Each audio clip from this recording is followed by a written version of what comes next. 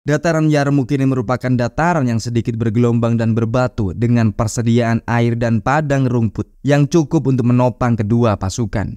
Di sebelah selatan dan barat, aliran sungai Yarmouk, Rakat, Alan dan Harir mengiris dataran, membentuk jurang yang dalam dengan tebing yang curam. Di sebelah utara terdapat jalan menuju Jabiyah. Saat ini, Abu Ubaidah telah menyerahkan kepemimpinan tentara Muslim kepada Khalid bin Walid sekali lagi karena percaya atas pengalaman dan kemampuan tempur Khalid. Dan sebagai komandan, Khalid memposisikan pasukannya di ujung timur sungai Yarmouk dengan sayap kiri pasukan berada di dekat jurang sungai Harir. Sementara sayap kanannya berada di sisi yang relatif terbuka bertempat di selatan jalan menuju Jabiyah. Pasukan Muslim berjumlah 25.000 tentara yang diatur dalam formasi tabi'ah, sebuah formasi bertahan yang ketat. Tentara di sisi kiri tengah dipimpin oleh Abu Ubaidah dan kanan tengah dipimpin oleh Surabil bin Hassana. Sayap kiri dipimpin oleh Yazid dan sayap kanan dipimpin oleh Amr bin As. Di belakang pusat tentara sayap kiri dan kanan terdapat light cavalry atau pasukan kavaleri ringan sebagai cadangan. Sementara Khalid memposisikan dirinya dan pasukannya berada sedikit ke kanan di belakang seluruh pasukannya. Karena posisi sayap kanannya yang sangat terbuka, ia pun berharap bisa langsung memperkuatnya dengan cepat saat diperlukan.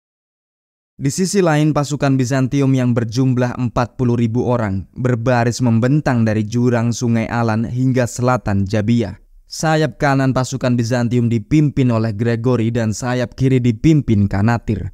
Sementara tentara di kanan tengah dipimpin oleh Dairjan dan kiri tengah dibawa kepemimpinan Jabalah.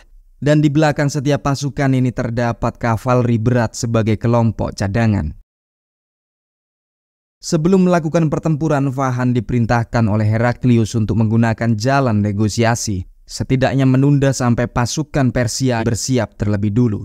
Oleh karena itu, Fahan pun mendelegasikan Gregory dan kemudian Jabalah untuk bernegosiasi. Tapi upaya mereka ini terbukti sia-sia. Negosiasi ini pun terus berlanjut hingga 3 bulan lamanya. Sampai-sampai pasukan bala bantuan dari Madinah mulai berdatangan dalam kelompok-kelompok kecil. Seakan terus memberi kesan jika kaum muslim masih punya banyak pasukan cadangan. Khawatir dengan jumlah tentara muslim yang terus bertambah, Fahan pun berinisiatif untuk langsung bertemu dan bernegosiasi dengan Khalid. Dalam pertemuannya ini, Fahan mendesak Khalid dan pasukan muslim untuk pergi meninggalkan tanah Bizantium dengan menawarkan sejumlah emas dan makanan. Namun Khalid jelas menghiraukan penawaran Fahan. Ia hanya meminta mereka untuk menerima keyakinan Islam atau maju berperang. Negosiasi pun berakhir dengan Fahan yang menolak untuk memeluk Islam dan memilih untuk memperjuangkan wilayah mereka. Akhirnya pada tanggal 15 Agustus, dalam jarak yang kurang dari 2 km, kedua pasukan saling menatap, bersiap dalam formasi pertempuran masing-masing. Satu hal menarik yang tercatat dalam kronik Muslim bahwa sebelum pertempuran ini dimulai, George, seorang komandan unit di kanan tengah Bizantium, memutuskan untuk membelot pergi ke pasukan Muslim dan memeluk Islam. Pertempuran pun dimulai, diawali dengan pasukan Bizantium yang mengirim tentaranya untuk berduel dengan tentara Muslim. Di pertarungan tunggal tersebut, para tentara Muslim dengan cepat mampu mengalahkan semua perwira yang dikirim oleh Bizantium. Hal ini pun terbukti mampu menggoyahkan moral pasukan Bizantium yang menyaksikan sendiri bagaimana perwira dan petarung mereka mati terbunuh. Akhirnya, tepat di waktu matahari berada di titik tertingginya, Fahan memerintahkan sepertiga infanterinya untuk melancarkan serangan. Merangsek dengan keunggulan persenjataan mereka yang jelas di atas pasukan Muslim. Namun pertempuran berlangsung tidak terlalu sengit karena kedua pihak di awal ini hanya saling menguji kekuatan, ketahanan, dan strategi masing-masing. Namun meskipun begitu, pasukan Muslim mampu menahan serangan pasukan Bizantium. Banyak tentara mereka tak sanggup menekan para veteran-veteran Muslim. Di saat matahari mulai terbenam, Fahan menghentikan serbuannya, memerintahkan pasukannya untuk kembali ke posisi awal.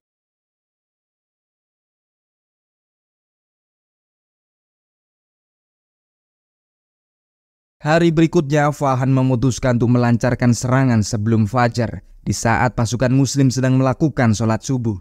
Namun ternyata Khalid bin Walid telah mengantisipasi hal seperti ini dengan menempatkan garis pos terdepan pada malam hari guna mencegah terjadinya serangan mendadak. Meskipun telah gagal melakukan serbuan kejutan ini, Fahan dan seluruh pasukannya pun terus maju menyerbu barisan pasukan Muslim. Mereka memanfaatkan keunggulan jumlah pasukan dan berencana untuk mengikat pasukan Muslim di front tengah, lantas memusatkan serangan di kedua sisi sayap pasukan Muslim, di mana ia berharap bisa dengan cepat mengalahkan atau mengusir lawan dari medan pertempuran. Saat kedua pasukan bertemu, serangan pasukan Bizantium di tengah relatif pasif, karena mereka hanya berniat untuk menyibukkan pasukan Muslim sehingga mencegah mereka untuk membantu pasukan Muslim di sisi yang lain. Berbeda dengan front tengah pasukan Muslim yang stabil, situasi di bagian sisi sayap pasukan Khalid berada dalam bahaya.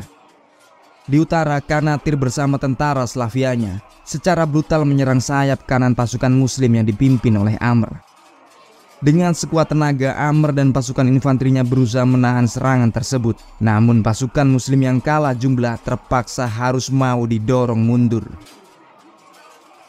Melihat situasi Amr dan pasukannya ini, Khalid bersama kavalerinya bergegas membantu Amr yang kewalahan dengan menyerang celah terbuka di sisi kanan pasukan Kanatir.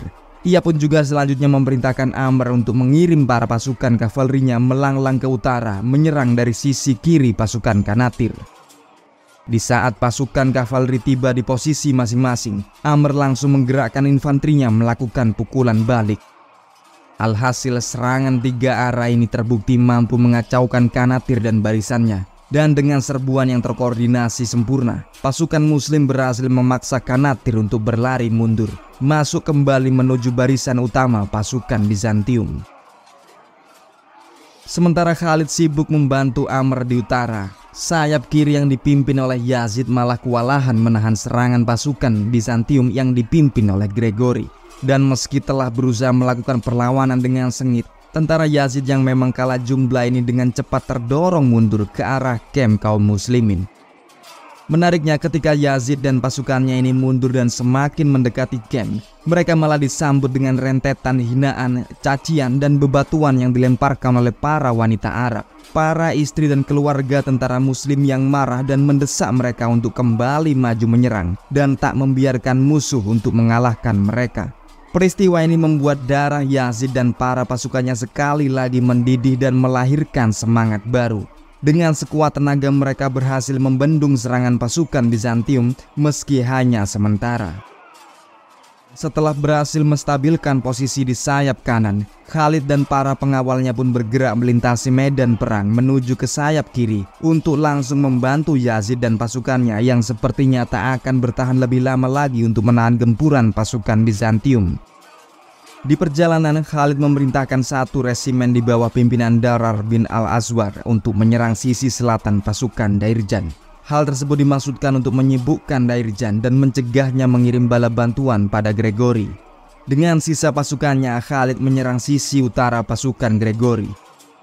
Sekali lagi, manuver ini mampu membalikkan keadaan dan mampu perlahan-lahan mendorong mundur Gregory dan barisannya. Serta yang sangat mengejutkan, Darar yang dikirim hanya untuk menyibukkan pasukan Dairjan ternyata berhasil membunuh Dairjan sendiri, salah satu komandan utama pasukan Bizantium. Sampai akhirnya saat matahari mulai terbenam, kedua pasukan yang kelelahan pun memutuskan untuk mundur ke posisi semula, mengakhiri pertempuran di hari ini. Kematian Dairjan dan rencananya yang gagal total memberikan pukulan telak bagi Fahan, dan ini semua merupakan hasil dari manuver gemilang Khalid dan kuatnya tekad tentara Muslim yang mampu bertahan meskipun jelas-jelas kalah jumlah. Sama seperti sebelumnya, di hari ketiga ini pasukan Bizantium sekali lagi maju menyerang barisan pasukan Muslim. Namun dengan kegagalan yang dialami Fahan sebelumnya, ia pun terpaksa mengubah strategi. Kini Fahan memutuskan untuk memfokuskan serangannya di sayap kanan yang memiliki sisi terbuka, di mana tentara berkudanya dapat bermanuver lebih bebas dibandingkan dengan medan yang berada di sayap kiri tentara Muslim. Pertarungan sengit dan brutal pun terjadi ketika kedua pasukan ini bentrok kembali.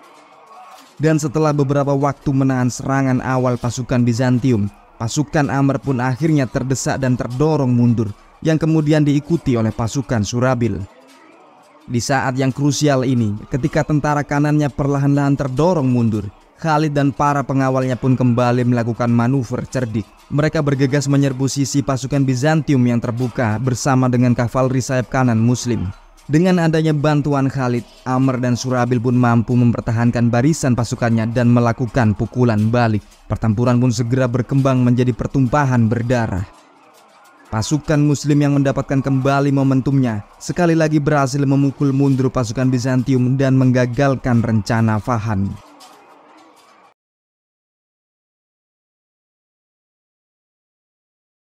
Di hari keempat, Fahan memutuskan untuk menggunakan rencana yang sama seperti hari sebelumnya karena rencana tersebut berhasil menimbulkan kerusakan yang cukup besar bagi pihak Muslim.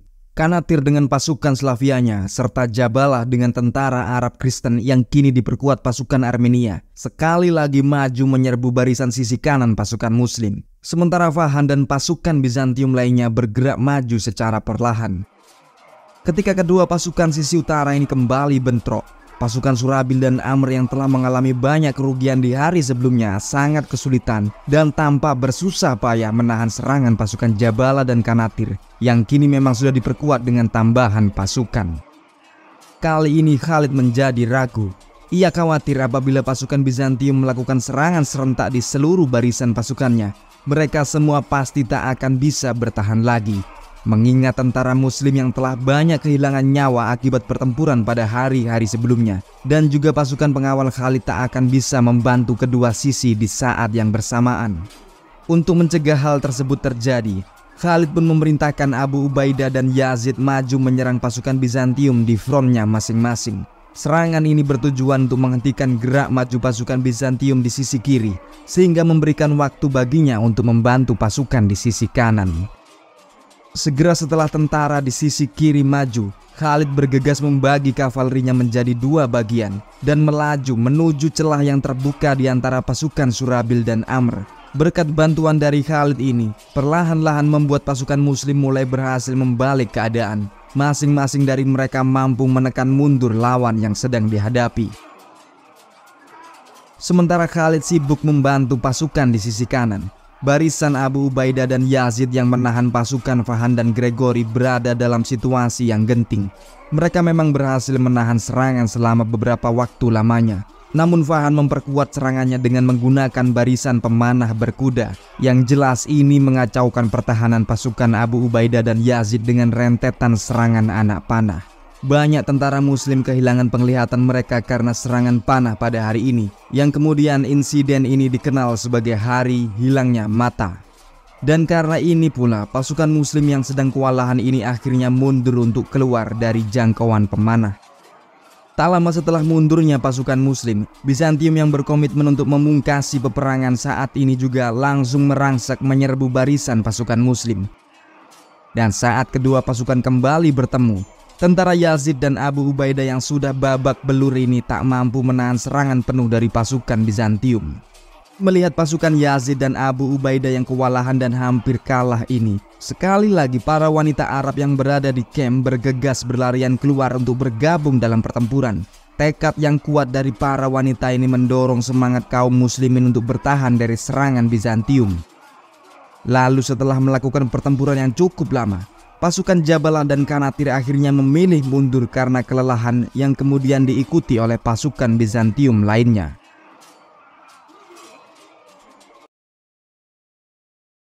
Di pagi berikutnya, seorang utusan Bizantium tiba-tiba saja datang ke kamp Muslim yang ternyata ia adalah delegasi dari Fahan yang ditugaskan untuk menyampaikan pesan permintaan gencatan senjata karena pasukan Bizantium telah mengalami beberapa kali kegagalan dan menderita banyak korban jiwa. Nah, memang sampai hari keempat pertempuran, strategi pasukan Muslim hanya bisa bertahan dan melakukan serangan balik. Tetapi sekarang Khalid mengetahui bahwa pasukan Bizantium tampaknya telah kehilangan semangat untuk berperang dan butuh waktu untuk meningkatkan kembali moral mereka. Karena hal ini pula, Khalid menganggap bahwa kemenangan kaum muslim sudah dekat dan berpikir sekarang juga waktunya untuk menyerang. Delegasi ini pun terpaksa pulang dengan penolakan dari Khalid.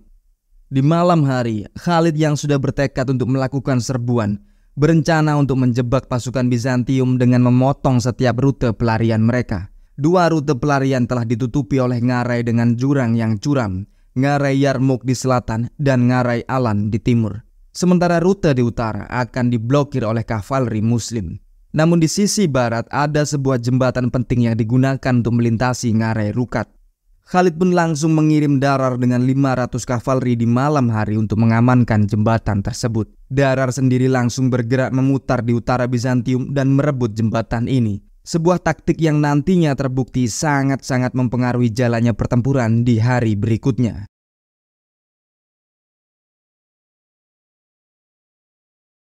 Di hari ke-6 ini, sesuai dengan rencana yang telah disusunnya, Khalid memposisikan sebagian besar kavalerinya di sayap kanan dengan niatan membelokkan sayap kiri tentara Bizantium dan memojokkan mereka di antara ngarai Yarmouk dan Rukat.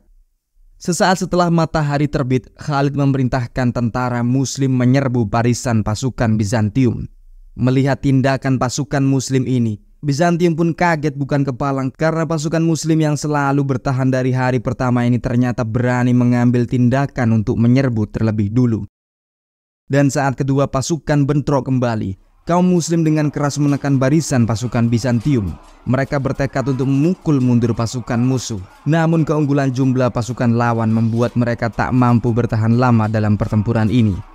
Di saat pasukan lain menyibukkan lawannya, Khalid dan sebagian besar kavaleri Muslim bergerak ke kiri. Bersama barisannya ini, Khalid berencana untuk mengepung sayap kiri pasukan Bizantium. Ia mendesak barisannya untuk bergerak lebih cepat karena sadar jika pihaknya tak akan mampu bertahan lebih lama lagi. Maka dengan kecepatan penuh, Khalid dan tentara berkudanya ini memutari pasukan Amr dan kemudian mengepung tentara yang dipimpin oleh Kanatir. Fahan yang juga terkejut dengan manuver kavaleri Muslim ini kini sibuk memimpin pasukan di tengah. Ia bergegas memerintahkan kavalerinya untuk berkumpul dan bergerak di sisi kiri. Namun sebelum barisan kavaleri Bizantium mencapai sisi kiri, Khalid dan kavalerinya telah lebih dulu menandingi pasukan kiri Bizantium. Di saat para kavaleri Muslim menabrak pasukan Bizantium inilah Khalid meluruskan tombaknya, menusuk tentara musuh hingga mematahkan tombaknya. Ia kemudian menghunuskan pedangnya dan menyerbu tentara musuh yang dilihatnya. Berkat manuver brilian Khalid ini, pasukan Muslim pun mampu mengacaukan dan menekan sisi kiri pasukan Bizantium. Jabala dan anak buahnya yang kewalahan mulai melarikan diri. Namun dengan cepat mereka menyadari bahwa jembatan yang mereka gunakan sebagai rute pelarian terakhir ternyata telah diblokir oleh tentara Muslim. Ini membuat Jabala dan pasukannya semakin panik. Mereka lari beramburan ke segala arah mencoba untuk menyelamatkan dirinya sendiri. Sementara itu meskipun masih terus bertempur dengan gagah berani, Kanatir dan pasukannya yang sudah dikepung tak lagi memiliki peluang untuk bertahan. Kini barisan Bizantium pun mulai runtuh. Kavaleri berat yang baru saja tiba di sisi kiri berusaha terus membendung gelombang serangan kavaleri Muslim. Namun niatan mereka ini sia-sia semata. Fahan dan seluruh pasukannya pun perlahan mulai terdorong ke arah jurang di barat daya. Kavaleri Bizantium yang tak mampu menahan serangan cepat dari pasukan kavaleri Muslim mulai berhamburan kehilangan arah tak tentu tujuan. Dan karena melihat situasi yang sudah tak memiliki harapan lagi, mereka akhirnya juga mulai berlari menyelamatkan diri, meninggalkan pasukan infanteri Bizantium. Sekarang tentara Bizantium yang tersisa jatuh dalam gelombang ketakutan. Posisi mereka sudah terpojok di antara tebing curam ngarai Rukat dan Yarmouk. Pihak Bizantium pun sadar jika mereka sudah tak punya harapan lagi. Keputusasaan mereka terbukti parah setelah banyak dari tentara Bizantium ini malah melompat ke jurang dengan niatan melarikan diri. Namun meski demikian, banyak pula pasukan Bizantium yang berhasil selamat. Pertempuran hari ke-6 ini telah berhasil dimenangkan oleh pasukan Muslim. Khalid pun menenangkan kudanya sembari berucap syukur. Diperkirakan korban dari pihak Bizantium sebanyak 45% dari total pasukan mereka. Dan sampai sekian dulu konten Battlepedia kali ini. Jangan lupa untuk like and subscribe. Kita jumpa di sejarah dan pertempuran yang lainnya di video selanjutnya.